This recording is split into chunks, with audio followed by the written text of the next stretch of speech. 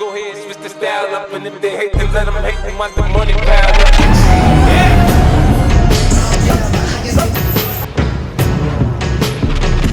I only think of you on 2 occasions. I gotta get my no time for chasing. Haters running a mouth, they dedicated. Too bad this lean in my cup, I'm medicated. Anyways, it's been fun. Yep. So on our free time, me and Deb and my daughter and my son, my little baby son, we've been just making songs, making tracks, just having a good time on our free time. It's actually been pretty fun. Yeah. We got to release a track, bro. Yeah, workout track. We got a workout track. Actually, I think some people might like. Yeah. If you like hibbity hop. Yeah, I think you don't like. I think it's gonna be hot because I remember like thinking about this, like Rob Bailey and those guys would just go scream on a track, and I would be like, "Ooh, this is popping for the gym. Let's go!" You know. So I will see. I kind of cuss too much though. So Yeah. might need to close your ears off. I'm an angry rapper. I'm like a Meek Mill, Tekashi kind of. I don't give a fuck about bars, none of that shit. Just go in, dude. Dev though, he's got bars. We gotta do one with Omar too. Oh yeah. That'll be cool. Yeah, that'll be good.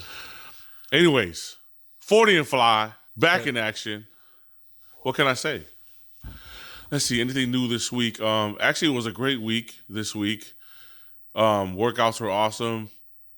Towards the end of the week, though, we had the whole week was a really busy week. So here's the thing. Here's the reason why I think this week was a successful week is because I was a lot more active throughout the day in terms of like not sitting at a desk, right? So it's like I was up, out, moving, running errands, all kinds of stuff because it was an appraisal date for one of our properties.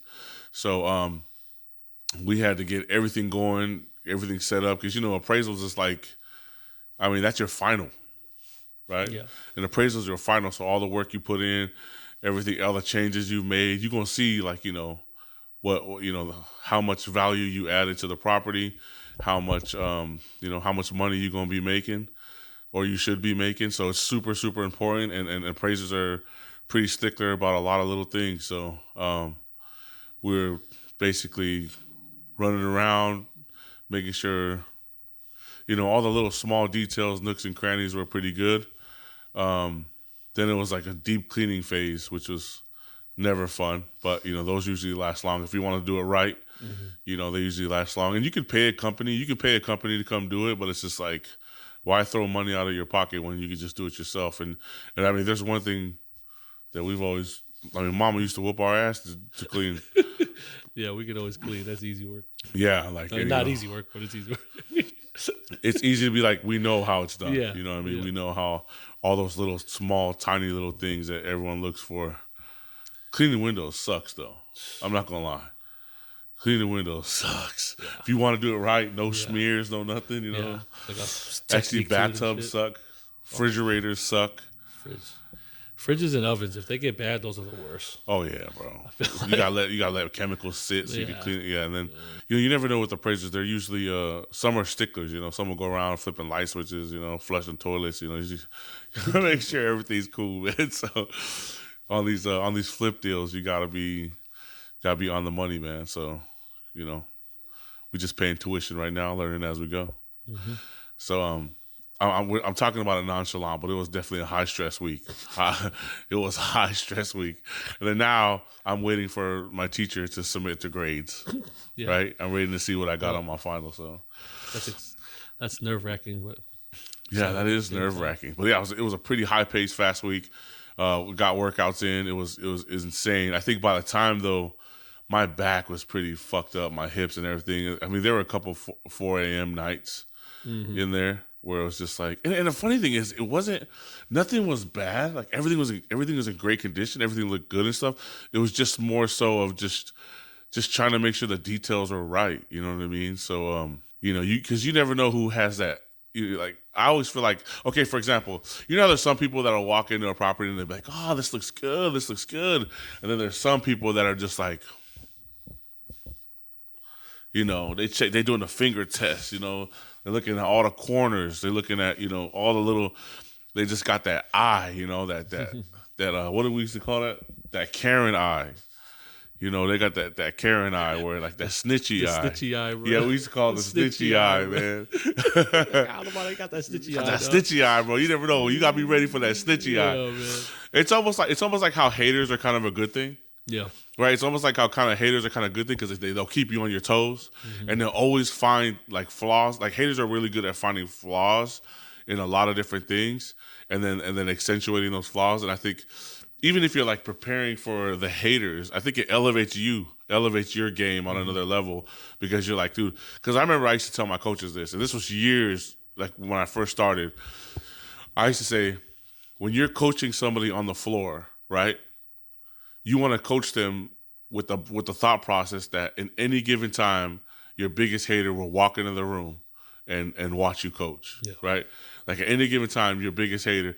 Now, and the reason why you say hater and not inspector or your favorite coach or anything like that, no, because the haters are good at finding flaws, you know. So, and it's the same thing as like when you post videos and stuff, right? It's like you know the haters gonna rip that apart, right? So you got to make sure you're on top of your game and you do it right. So that's what I used to tell my coaches all the time. If you have a top tier strength and conditioning coach who is your biggest hater and he walked in and saw you training, what would he say about your session? And you know, of course, it's about the client, it's about all that kind of stuff. But I think every once in a while, everybody has that little bit of pride that will kind of kick them to the next level while they're coaching because it's easy to kind of be an autopilot in certain situations. You know what I mean? And there's some clients that are just so cool to talk to and work with and work out with to the point where they're good at distracting you. You know what I mean? Like, that's how the OGs are for me. Yeah. You know, like, when I'm coaching the OGs, it's like, you know, they're not doing anything crazy, spectacular, or, you know, fun in terms of programming, you know, because they're not going to do a bunch of crazy stuff. You gotta be simple, smart, to the point. But, I mean, they're really good at, like, just pulling you into conversations. They're really good at just, you know. It's that verbal judo, man. Yeah, they got that verbal judo, man. Like, and it's so funny. Black Like, belts and that they shit. know something hard is coming, and then all of a sudden, Oh, yeah. you know, they use that verbal judo and just pin you down, and you're like, the next thing you know, you're like, oh shit, he got me, he got me.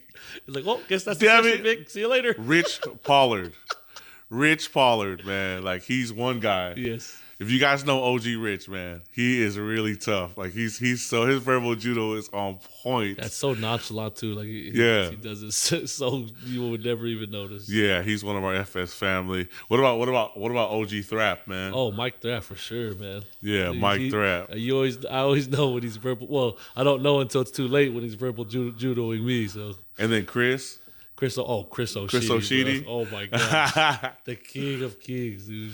Yeah, I think you know, and the funny thing is they don't do it on purpose. They're just really cool, outgoing dudes. So it's I've never worked with Thrap. I've worked with Chris though, and yeah, super cool guys, man. You know, and a lot of these OGs are super successful guys. Yeah. So it's like you kind of look at them as mentors as well. So then you kind of notice like how they carry themselves, how they act, and you're like, dude, these are like super top tier baller dudes. Mm-hmm. And then you see their personalities, and it's like, wow, you know, now I know why they're so successful, you know. And then you see the people who complain the most, they're a little bit more bummy, you know what I mean? Like, you know, they're a little bit more, you can tell they don't like to work hard, you know, so it is one of those things. It is what it is, though. Yeah. We got love for everybody. Mm-hmm. But back to the week, I think this week was amazing. I think after, so we got done, the appraisal was done on Friday, and it was just such a breath of fresh air. And I think my challenge, I messaged Dev in the middle of the night last night, but I think my challenge was a lot of times I like to, like when I go through like a high stress situation or I complete a high stress task, I'm always like feeling like I need to reward myself with like food and stuff. And I was messaging Dev, I was like, man, I'm struggling, man. I was like, you know, I don't, what was I saying? I basically, go ahead, Dev. I forgot what I wrote to you, but well, you're just saying I'm struggling because it's just like every time this happens, I feel like I need to reward myself with food or, you know, taking a break or whatever it is. And that's where your head was at. It's like, this is the hardest time you've had with this kind of challenge ever in your life. So Yeah. that's basically the gist of what you're saying. Yeah, because usually we're like, usually I'm in some kind of shape. Yeah. You know, whenever I'm like bouncing back to like kind of look tight for the summer or like look decent enough, you know, to go perform some tasks. I'm always in some kind of like, I'm always holding myself in some kind of decent shape, for me at least. But you mentioned, and when you wrote me back, Dev was like, this has always been your worst nightmare. You know what I mean? And you described it well, Dev, and it just kind of slapped me in my face. But I mean, it was so true. You said, how did you say it? I forgot how you said it. I think I just said, like, you know, you're in a position where you're facing your worst nightmare. This was your worst nightmare for years. You know, getting back to this position in terms of shape-wise. And I think this is the challenge is to learn how to face that demon. You know, that's kind of what I felt like it was. So yeah, I think it was my worst nightmare. And what makes it even worse is that Dev's out. Yeah. So it's like I'm kind of like alone a little bit. And which is fine. And I told Dev, I was like, well, maybe that's God's lesson for me, is like to say, hey, you're gonna be at your worst, and there's gonna be so many things in your way, you're gonna have to figure out a way to break through this, and to fight through this on your own this time, you know, because I've always had like Dev or Mollie or something to rely on for certain things, and then, you know, Dev was like, nah, that's not it, you know what I mean? Or then maybe I was like, well, maybe it's God's way of saying you need to learn to seek help, you know, in terms of for other things. And Dev was like, no, that's not it. You know, and at the end of the day, we can say like, you need to learn to stop being a bitch, you know what I mean? Yeah. But it's like, it's just, I don't know, you know, like we're doing good, we're on the right track, but I think it's just, there's that level of impatience, you know, it comes back to the power of one, where you start thinking like, fuck. Yeah, this is 1 week, you know, this is 2 weeks. They got so much long to go, and I think I just get frustrated because I want it right now. Yeah. And I think, you know, that's the toughest part. And, you know, like I said, I hope that this helps anybody else going through it, that, like, you know, you're not alone with any of that kind of shit, you know what I mean? No. But I know we ain't never giving up. We gonna keep pushing no matter what. We're gonna keep pushing no matter what. And I just told Dev, I was like, I don't want to throw another 2 weeks away, man. I don't want to mess up like I did last month. I want to have some great results. Yeah. And yeah, I think I just got in my head a little bit. I was a little exhausted from the week, and then, you know, we got Mollie's meet was pretty stressful. Yeah. You know what I mean? And then we have this meet, powerlifting meet coming up. And let's get to Mollie's meet. Mollie's meet was amazing. Yeah. Like, Mollie kicked ass at her meet. And the thing about Mollie is this, right? Mollie is, I wouldn't say she's undisciplined, because she works really hard, and powerlifting is a huge part of her life and what she loves to do. I think sometimes with Mollie is she chases numbers instead of progression, right? And I think a lot of times when you spend time chasing numbers, you know, you end up going backwards, right? Yeah. If you chase numbers over progression, you end up going backwards. So, you know, if you chase progress, you'll always be satisfied with your progress and keep moving forward. And I think that's, in terms of Mollie, that's what's always one thing that's held her back. So, for example, let's just say your best bench is 165, right? But you want 180 so bad, right? And your mind is fixated on this 180 so bad, right? And let's just say you go to a meet, you prep for a meet, you're feeling strong, you've smashed it on a couple variations, right? But in a meet, you've never hit 170 and you've never hit 175, right? So you go to the meet and then you attempt 180 on your third and you miss, right? And then, or you're trying to lead to, and then you go to another meet and you have 180 on your third, and so you jump to like 175 on your second, and then you miss 175, and then you got to take it again, and then you miss it again. You have to learn to kind of cross off those other numbers at the meets and just continue to progress at a good pace. So like 2-3 meets ago, if she would have just hit 170 on her third in a meet, then her next focus would be 175, and then her next focus would be 180. Right, and then by this next meet, she'd be hitting like 185, 190, because she's already knocked down those pins leading up to the meet. But because she's went to 2 meets and skipped over those numbers and never hit them, she's never built that true confidence in her mind that it's doable, or that technique that she needs when they get to those certain loads for her, that she needs to stay tight in the bottom, yada, yada, yada. So that's one of the things that holds her back. I think it's just her numbers. She gets obsessed with numbers, and that's an ego thing. And I think a lot of lifters kill their progress or get passed up when they get focused on numbers, and then they skip over those little small in-between numbers. I mean, she said to me, like, I don't want to hit this number, and to me, this is, I should have hit that a long time ago. I was like, but you didn't. Yeah. You know, it doesn't matter. You gotta.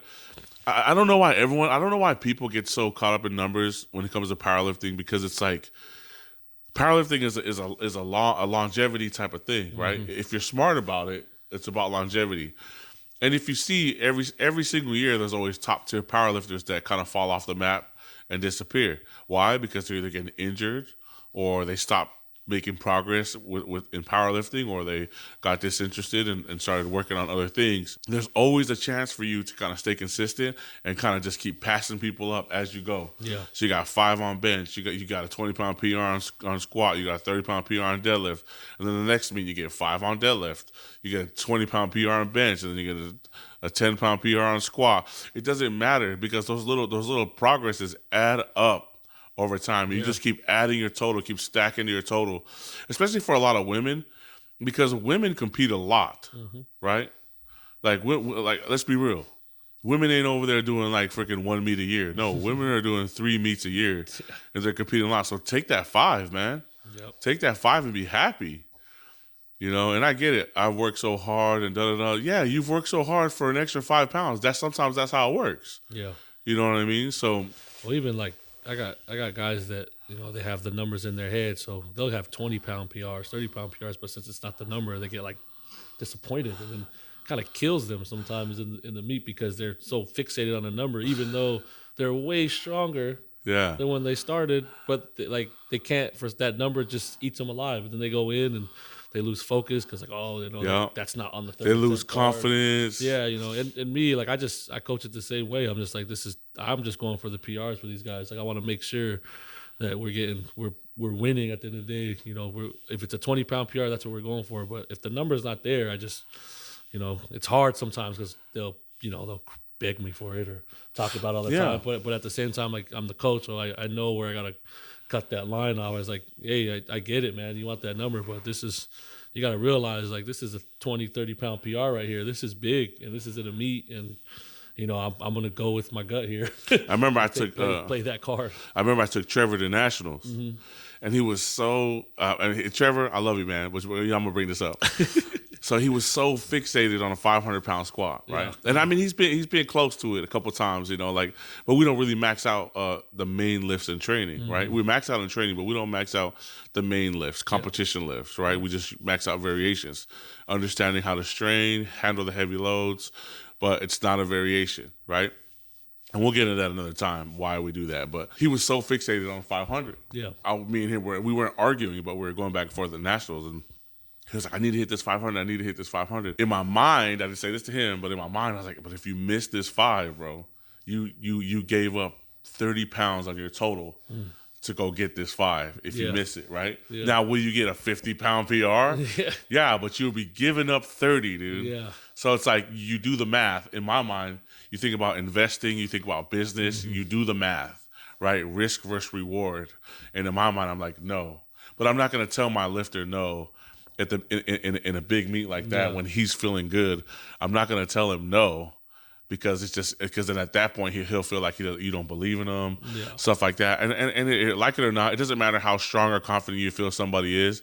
Everybody's gets a little bit emotional or get affected by certain things that you say in the way that you say it, and especially in specific moments that you say it in, right?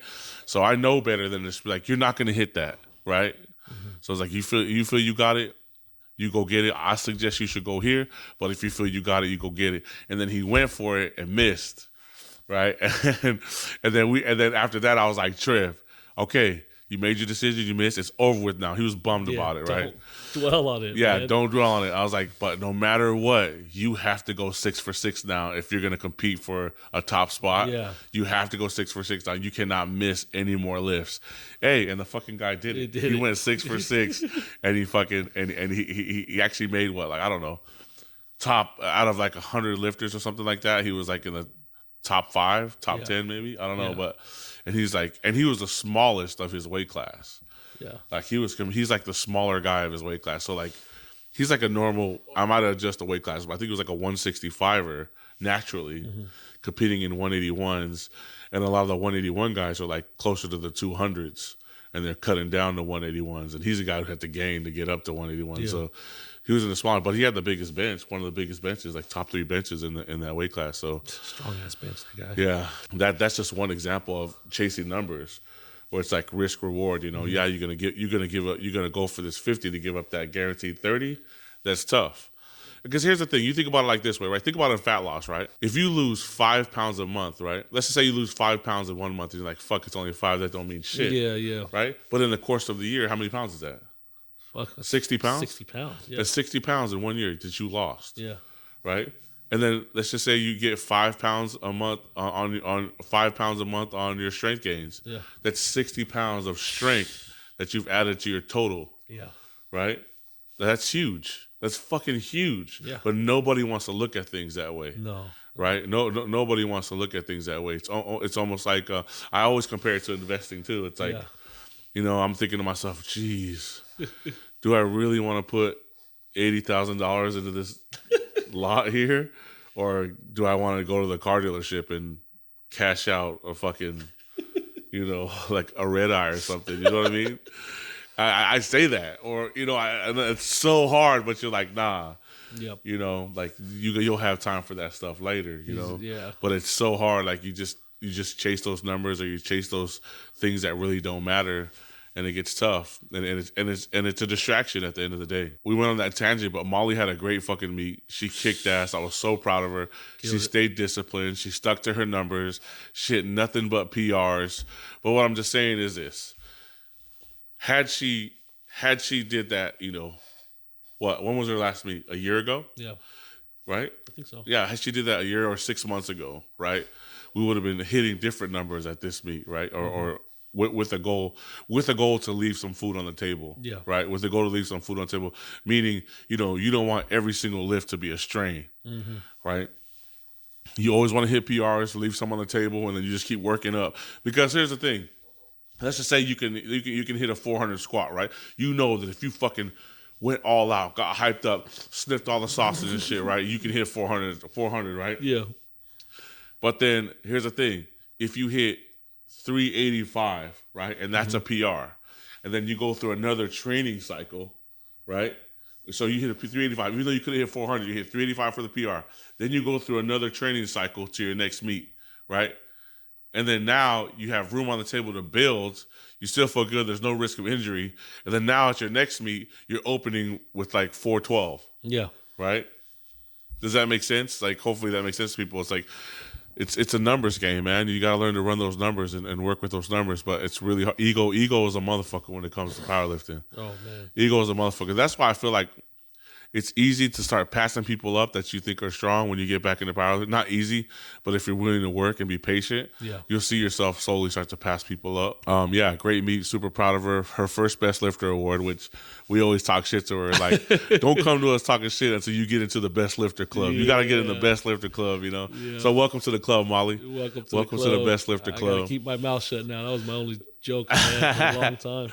And then now she's ready for nationals. She got some meat on the bone, and she got meat on the bone on bench and squat. Yeah, her deadlift. That deadlift was at the top of the mook right there. She was a little tight. I think her positioning on deadlift was a lot better in training, and we train with kilos. You know, we train with different things. I think, like I told her, I said it's so different because after you squat and after you bench, and then some people have long meets. Well, Kabuki had an overly long meet. That was way too long.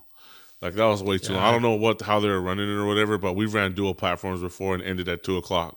Yeah. With 150 lifters. Yeah. Yeah, I was shocked how long that was. Yeah, but they won't allow us to run dual platforms anymore. We too lit at FS, so yeah. You know, they don't. We can't do it. They won't let us do it anymore. They always complain. Hey, ask them why though. Yeah. Right? Because I don't know. Yeah. I don't know why. And we give real prizes out, cash prizes, stuff like that. We're not handing out certificates with fucking coaches' cards on it, bro. Like that's bullshit. I don't know, man. Like I'm sorry, but I don't think I could ever just give a training certificate from me as a best lifter prize. Hey, you won, because all these guys have coaches You won. already. Sign up with Vico and Dev for training. Yeah, that's your for prize. a free month. Yeah. Like no. No, I feel like No, that's bro. so. And we don't do it for prizes, right? Nobody No. lifts for the prizes. But best lifter, come on, a medal at least. Yeah, a medal at least a nice medal, a plaque. gift card to your equipment, your store, Kabuki. Come on, man. Y'all got that prize off of Wish, man. Y'all got that prize off of Wish. That ain't right, man. That's bullshit. I know y'all got money. Quit bullshitting. I'm sorry. I thought that was funny, man. Hey, but you guys, it's funny though. You guys are good though. If we did, I feel like if we did some shit like that, we would get like fucking ridiculed by the community. Oh, bro, what? Yeah, like FS giving out these We'll certificates. say, yeah, we're gonna give out cash prizes, and then all of a sudden, like, oh, well, training session with me is worth cash. It's as good as cash. Yeah, no, it's not. Right? It doesn't matter. I mean, who I'll you take are. a Bitcoin. I'll give me some Bitcoin, and I'll be good. Hey, yeah, I'll take that. I'll be good. And some Cardano. I'm good with Cardano, Ethereum. Bring it here. What else we got? Yeah, I'll even take some Doge. Hey, You hit me with some Doge? I'm cool, man. I'm cool with Doge. Yeah, other than that, we got our powerlifting meet coming up this week, and our members have been working super hard. Yeah, it's gonna be good. And they're gonna be great. And I think it's gonna be fun. Our meets are always fun. We're always super lit. We have a good time. Everybody's such a good sports. And someone said, "Dan, every time Mollie lifts at other meets, she's always every time she lifts, her people are the loudest." Yeah. But what people don't remember is that, like, man, we were part of the first groups that went into power, that kind of made powerlifting mainstream, especially here, like, locally. Yeah, and because before it was always frowned upon. But when we would travel to other meets, we would turn up. I mean, we were deep. It was lit. We were deep. We were turned up. I mean, sometimes we bring our own music. Yeah, bro, they get so mad to bring our music because you dare play hip hop at one of those meets, bro. You gonna get it, even if it's edited. Yeah, even if it's edited. We're the only team that plays hip hop. Yeah, bro. Even and I love rock. I love all that stuff. A good mix, but like, I just feel like all rock for 6 hours. Come on, man. And a lot of it's like butt rock. You know what I mean? But it's all good. I just think. But we were like playing hip hop. We were doing all that stuff. We were chanting in the crowd. We were screaming. Crazy, man.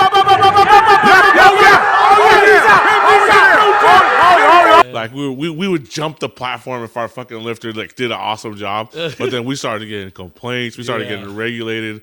They threatened to kick us out of shit, and like we were like, okay, we need to do this at our home, well, bro. The thing is, like, they didn't really have any rules for that because nobody was doing that, so they started making up rules. I feel like, oh, you can't be too loud. I was like, it's a powerlifting meet. What do you mean you can't be too loud? Or you guys got to stop cussing in the crowd. Like, what the hell? Everybody's cussing around. You guys This is a family event. I don't see no family event. I see a bunch of biker dudes in the back. You know what I mean? Like, what are you talking about? But there's a lot of people that loved it, and so it's kind of like. And here's the thing, though. We show love to everyone, though. Yeah. Like, not even just our lifters. You cheer for everybody. Like, that's the part that kind of made me mad, because we cheered for everyone, man. Like, we wanted everyone to, like, feel happy. Especially, like, there's always those ones that go up there where you're like, this, this motherfucker is so insecure up there right now. Like, you can just feel it, So you're like, hey, let's get it. Let's turn up for this person right here, And so, yeah, man, so we stopped going to other meets and started doing our own meets, and it's been great ever since. And thankful for Pete and Alex for allowing us to do that. Yeah, that's been amazing, and we're gonna be doing it forever. Yep. I wish they'd allow us to have dual platforms back, because that was when the Pacific Northwest Championships. That was when they let us have dual platforms. Ooh. I mean, we were smooth. I think we only had like one hiccups on the computers, and I think that was it. But we still finished by like 2, 3 o'clock. We still finished 2, 3 o'clock. We moved. I don't care about profiting. You know what I mean? I don't care like if people are like, oh, you got to pay extra money for judges. I don't give a fuck. As long as I don't go negative. Yeah. You know what I mean? Like, shit, let's do it. Let's run it, man. You know, that's what I'm about. I'm excited for this meet week. I'm excited for everything. You know, we're going to continue to keep working on this 40 and fly and keep working hard. And, you know, because at the end of the day, there's no excuses. We got to hit that goal. This is our accountability post, and hopefully we share some good content with you guys you're interested in. So, yeah, we're out.